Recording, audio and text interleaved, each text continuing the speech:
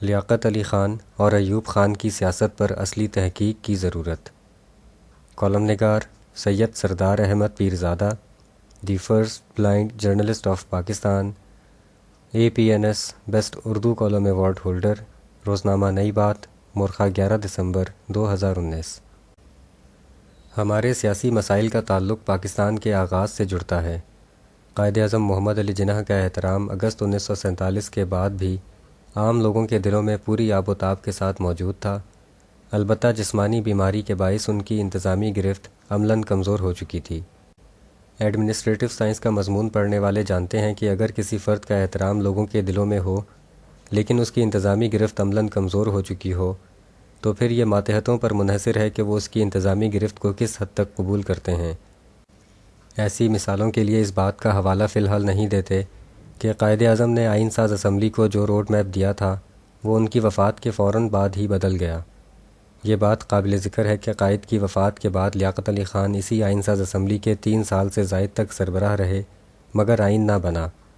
اگر قائد اعظم کی زندگی میں آئین بنتا تو وہ قائد اعظم کے روڈ میپ کے تحت مکمل جمہوری ہوتا۔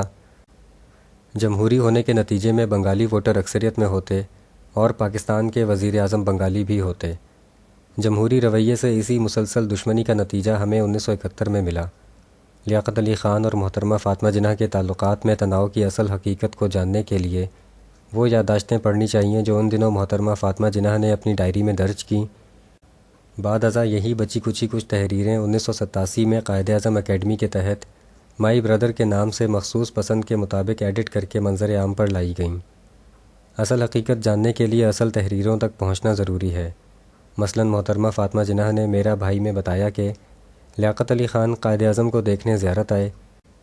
میں قائد اعظم کے اصرار پر انہیں شدید علالت میں اکیلا چھوڑ کر مہمان نوازی کے لیے وزیر اعظم لیاقت علی خان کے ساتھ کھانے کے کمرے میں گئی۔ میری پریشانی کے باوجود کھانے کی میز پر لیاقت علی خان قائد اعظم کی صحت کے حوالے سے متفکر نظر نہ آئے بلکہ بہت خوشگوار موڈ میں تھے اور لطیفے سناتے رہے۔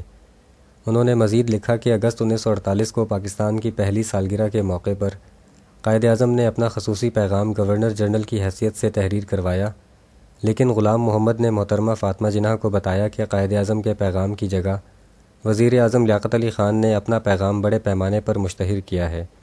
وزیر اعظم لیاقت علی خان کا پیغام اشتہاروں کی صورت میں ہوائی جہاز کے ذریعے بڑے شہروں پر گرایا بھی گیا، جبکہ قائد اعظم کے پیغام کو نظر انداز کر دیا گیا۔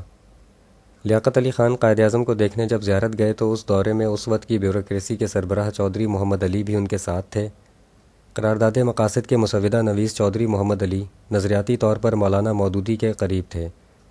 پاکستان کی اصل تاریخ پڑھنے سے احساس ہوتا ہے کہ چودھری محمد علی ابتدا ہی میں لیاقت علی خان کے بہت نزدیک ہو گئے تھے، جبکہ غلام محمد محترمہ فاطمہ جناح کے قریب تھے۔ شاید اسی لیے غلام محمد کو مختلف پروپیگنڈوں کے ذریعے بدنام کیا گیا۔ قائد اعظم محمد علی جناح کے آخری دنوں کے معالج کرنل ڈاکٹر الہی بخش کی کتاب بھی محققین کو بہت کچھ دے سکتی ہے۔ اس کتاب کا مسودہ وزیر اعظم لیاقت علی خان کی زندگی میں اشاعت کے لیے منظور نہ کیا گیا۔ انہی دنوں فوجی افسر کرنل محمد ایوب خان درپردہ پاکستان کی سیاست میں اپنا راستہ بنا رہے تھے۔ محمد ایوب خان مبینہ بددیانتی اور 1947 میں پاکستان کے لیے ناقص کارکردگی دکھانے کے باعث قائد اعظم کے لیے ناپسندیدہ شخصیت بن چکے تھے۔ کچھ محققین کے مطابق قائد اعظم نے محمد ایوب خان کو ملازمت سے برخاست کرنے کا بھی کہا تھا، مگر پہلے ان کا وزیرستان تبادلہ کر دیا گیا، پھر انہیں مشرقی پاکستان جنرل آفیسر کمانڈنگ بنا کر بھیجا گیا۔ جب قائد اعظم مشرقی پاکستان کے دورے پر ڈھاکہ گئے تو محمد ایوب خان GOC کی حیثیت سے ڈھاکہ ایئرپورٹ پر موجود تھے۔ قائد اعظم انہیں دیکھ کر حیران ہوئے اور پوچھنے لگے کہ کیا یہ ابھی تک فوج میں ہیں؟ وزیر اعظم لیاقت علی خان 16 اکتوبر 1951 کو قتل ہوئے، جبکہ ٹھیک 9 ماہ پہلے یعنی 16 جنوری 1951 کو انہوں نے ہی ایوب خان کو آرمی کمانڈر ان چیف بنایا۔ جنرل محمد ایوب خان نے کمانڈر ان چیف بننے کے فوراً بعد فروری 1951 میں میجر جنرل اکبر خان کو راولپنڈی سازش کیس میں گرفتار کیا۔ یہ وہی میجر جنرل اکبر خان ہیں جو قائد اعظم کی خواہش پر 1948 میں کشمیر کی جنگ کے انچارج تھے۔ اس وقت وہ بریگیڈیئر اکبر خان تھے جو ایوب خان سے سینئر بھی تھے۔ قائد اعظم کے لیے ناپسندیدہ شخصیت کو 4 برسوں میں کرنل سے جنرل کیوں بنایا گیا؟ تاریخ کو حقیقت میں تحریر کرنے والا کوئی بھی مورخ اگر ان دنوں کے واقعات اور حالات کی کڑی ملاتا جائے تو سیاست میں 2 بڑے نام ابھریں گے، جن میں ایک لیاقت علی خان جبکہ دوسرا فوجی افسر محمد ایوب خان کا ہوگا۔ لہٰذا موجودہ پاکستان کو قائد اعظم کا پاکستان بنانے کے لیے لیاقت علی خان اور ایوب خان کی سیاست پر اصلی تحقیق ضروری ہے۔ شکریہ۔ The end.